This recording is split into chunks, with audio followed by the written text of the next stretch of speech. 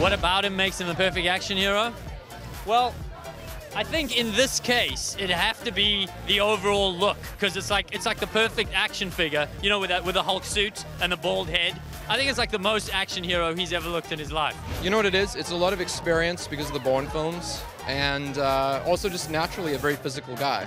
Our stunt coordinator said that if he wasn't an actor, he could walk into the stunt department and ask for a job as a stunt guy, and he would get it.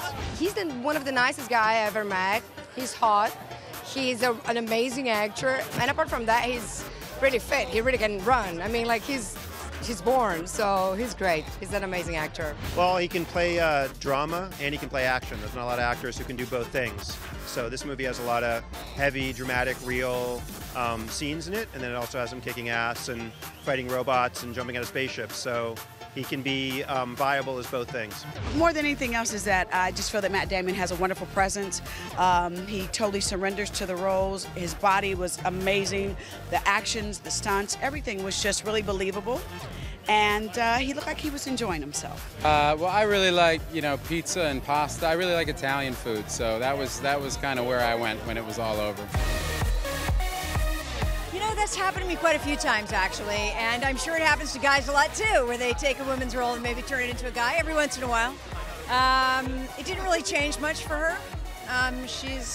Didn't really change anything for her. Maybe her wardrobe, that's about it. Originally, the part that Jodie plays was for an actor, for a male character, and we just started talking about wanting somebody who felt like a sort of emotional parental relationship to Elysium. And so the idea of it being a mother rather than a father started to make sense. And Jodie is just somebody that Neil and I have been huge fans of forever. And she's never really played a full-on villain in a movie before. So we just felt like that could be something cool and fresh and different. Originally, before I wanted any stars, I just had the role. And when I realized that maybe a star could play the role, I started going through the list, and her name came up, and it obviously wasn't male, and I thought, like, it didn't matter, you know, it would be amazing. And we asked her, and she was interested.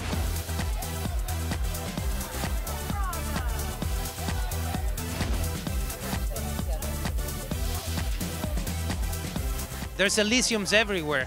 Every city has its own Elysium, and that has to stop. I mean, the gap between those who have and those who don't have, it can't get any bigger. There's not a specific message that he's trying to put forward in the film. You know, if you really look at it, I think what you get in good satirical work is people spot issues that are important to them. So the film, you know, you could look at it and say, oh, well, it's pro, like just opening all the borders, or you could say, well, it's kind of showing that things might fall apart if you open all the borders, or yes, everybody should have healthcare, but there's not enough for everybody, or you know what I mean? So it depends which side of the political, I think, spectrum you are. I think Elysium tells the story that it's our story nowadays. There's equality in the world. We're all equal, and how we can, you know, change what's happening in the world right now. I don't think Elysium is set in the future. I think it's set now, really. And this area in Los Angeles is Elysium. It's happening right now, and Sudan or Zimbabwe or, you know, parts of Indonesia are future Earth. So it's meant to be today. It's every event that's happening today with wealth discrepancy.